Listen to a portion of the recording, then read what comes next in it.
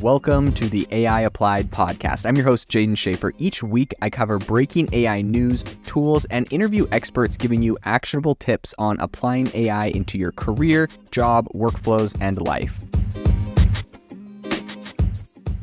Make sure that you go to aibox.ai, link in the show notes, to join the waitlist for our new AI platform. We're going to be launching an incredible platform that allows you to build anything you want with workflows in AI. So you're able to chain together ChatGPT and image generators and audio generators to make really powerful apps for your organization, or you can host them on our marketplace and actually generate royalties from them. So make sure to go to aibox.ai and join the waitlist. In addition, if you like the podcast, if you could do me a massive favor and please leave us a review on Apple or Spotify or wherever you listen to your podcast. This helps me be able to get better guests on here as they check the reviews to see how you guys are liking it. So if you could please do that, I would really appreciate it. Breaking AI news today, Qualtrics says they plan on spending $500 million over the next few years on AI. So today on the podcast, we're going to be breaking down what exactly they're planning on spending that money on, why they're making such a big commitment, and what this means for the AI space in general. So this morning, Qualtrics, who is essentially the cloud-based customer experience management company, they said that they are planning on plowing this whopping $500 million into artificial intelligence over the next 5 years. So in unison with the announcement, they also, dropped the curtains, as it were, on their latest brainchild, which is XMOS2. It's definitely a mouthful for as far as a product goes. I don't know who's in charge of branding over there. I probably would have picked a more pronounceable name. Even Google Bard, which personally I think Bard is a terrible name, but even Google Bard has a better name than this. In any case, this comes with really decked out with AI capabilities that are primed for enterprise experience management, which is right in their field. So Qualtrics' CEO is Zig Serafin, and he said, for the very first time, we're bringing the power of generative AI to every part of our platform.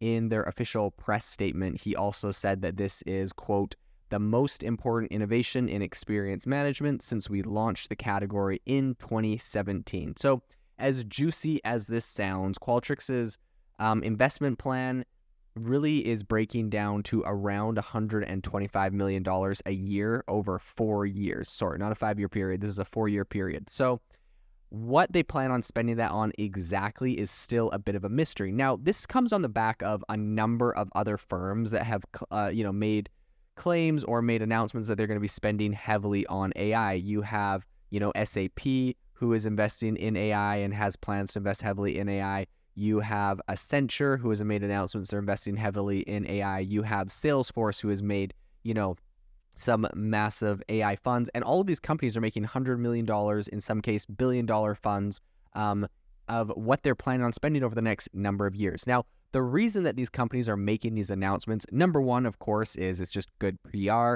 Number two, it's to stay relevant. Number three, when it comes to a lot of these consulting firms, they have to do this in order to kind of signal to the companies they're consulting for that they're taking this seriously. They're going to be a big player in this space, and they're going to be able to help them take the next step in the AI revolution, which really is the next step in computing. But beyond this, something I think is interesting, of course, these big headline numbers like $500 million or $1 billion, of course, these things sound really massive. At the end of the day, though, I think what is interesting to note is the fact that a lot of these companies are saying they're going to be spending that much on AI or they're going to be investing that much into AI, when at the end of the day, I really believe that software, computing, business, SaaS, it's all moving in a direction where almost all companies will be integrating AI. So honestly, it's like a lot of that capital that they're allocating to quote unquote AI is really, in my opinion, just getting allocated to software and new tech, new, GPUs, or, maybe they're going to be training their own AI models. But a lot of this stuff, cloud computing, all that kind of thing. So like if they're spending, $20 million on cloud computing and they have an AI element to what they're using for their platform, they can call that $20 million an AI investment. And so I think it is important. I'm not necessarily saying that's what's happening with Qualtrics right here, but I am saying it is important to kind of like keep in perspective the fact that when these companies say they're making like $1 billion investment into AI, it very well could be money they would be spending anyways, right, on employees or on software. But now all employees have to know AI, and all employees and all software has to have AI integrated. So now it's an AI investment. So just keeping that on the top of the docket. In any case, I think the specifics of how Qualtrics is planning on spending their $500 million is going to be cut across different company divisions, and it's going to be targeted towards particular projects that are still up in the air. So we're still, in the air waiting for more information on Qualtrics on what exactly they're spending it on. But, based off of what I was saying earlier, you can essentially assume it's going to be spent on training their staff, employees, on AI techniques. They obviously have this new AI product that they're bringing to market. So training that, integrating that, marketing that, right? The marketing dollars spent on this new AI project and this new AI tool, which is inevitably going to be all of their marketing dollars because they're going to use all of their marketing to mention this AI tool, I'm assuming.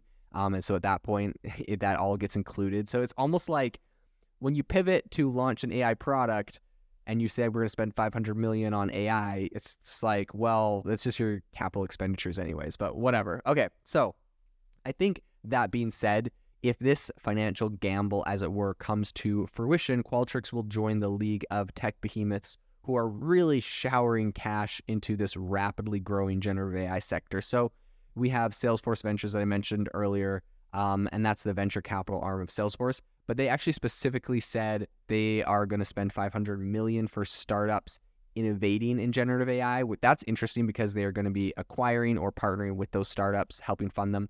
Sapphire Ventures is parking over $1 billion for enterprise AI startups. Workday recently announced that they're going to be beefing up their VC fund by about $250 million specifically to back AI and machine learning startups. And again, when it says to back AI startups, like, it sounds awesome, and it is awesome because AI is amazing, but like a lot of startups today, actually any startup today almost that is raising capital is raising it because they've added an AI element to what they're doing. So just, bear in mind, as everything seems like, oh my gosh, there's so much AI hype. Everyone's spending so much money on AI companies. Like, people are investing everything in AI companies. Like, it's not very hard to turn this is going to sound bad. It's not that difficult to turn a startup into a quote unquote AI startup. Adding AI elements has never been easier with APIs and access to tools like ChatGPT. And I mean, I'm a prime example of that. When ChatGPT launched, my startup Self-Pause, which was largely a positive affirmation, mindset, coaching kind of startup, we very easily were able to add a whole bunch of new, really powerful, amazing AI tools because of APIs like ChatGPT and some special in-house technology that we were able to put together. And we were able to turn our regular mindset coaching startup into an AI life coach. It's something we dreamed about, planned about, thought about, but it wasn't very viable. It was very financially expensive. And then all of a sudden, with the advent of ChatGPT, we're able to very quickly access the API and roll out some really impressive features. So I bring that up to say, Self-Pause, my previous startup, wasn't the biggest startup in the world. It didn't have, the most insane amounts of venture funding.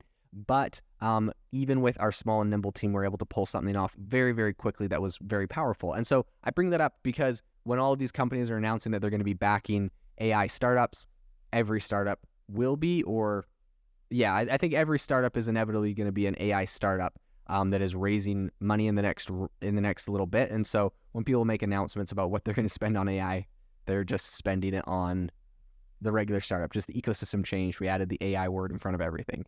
Okay, so in any case, AWS, in addition to all of those other companies, not too long ago unveiled that it is going to put $100 million into a program for generative AI endeavors. And then you also have Accenture that I mentioned, and PwC. They're also making some big plans. They're going to be pumping $3 billion and $1 billion. Accenture's $3 billion, right? That's pretty massive, and $1 billion for PwC into AI.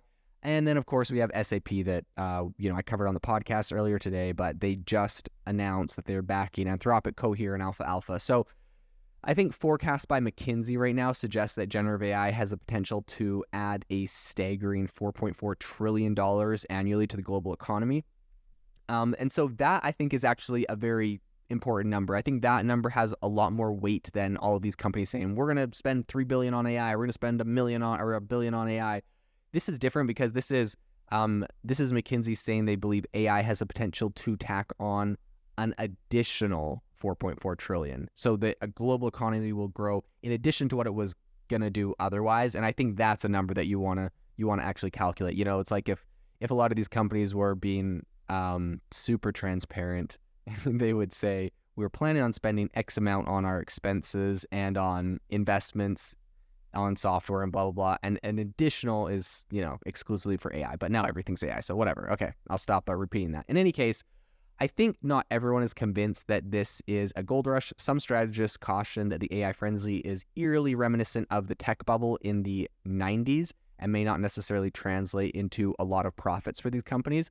And I do believe that there definitely is a lot of that hype and a lot of that, there is a lot of that bubble kind of feeling around AI right now. But I will say there's two things that are fundamentally different. Number one, like I've been talking about before, when people are mentioning how crazy AI is and how everything in AI is exploding, honestly, a lot of things that were just regular startups just got relabeled as AI. And so I think that the baseline is actually a little bit lower. And then in addition, I think that AI fundamentally shifts a lot of things. We see a lot of real world applications that we did not see before, and AI is doing a lot of really powerful, impressive things. So I think that it is a little bit different in those regards, and so there is those things to take into consideration. In any ways, this is a massive area. We're going to be following very closely what other companies are announcing major investments into AI in the future. If you are looking for an innovative and creative community of people using ChatGPT, you need to join our ChatGPT creators community. I'll drop a link in the description to this podcast. We'd love to see you there, where we share tips and tricks of what is working in ChatGPT. It's a lot easier than a podcast, as you can see screenshots, you can share and comment on things that are currently working. So if this sounds interesting to you, check out the link in the comment. We'd love to have you in the community.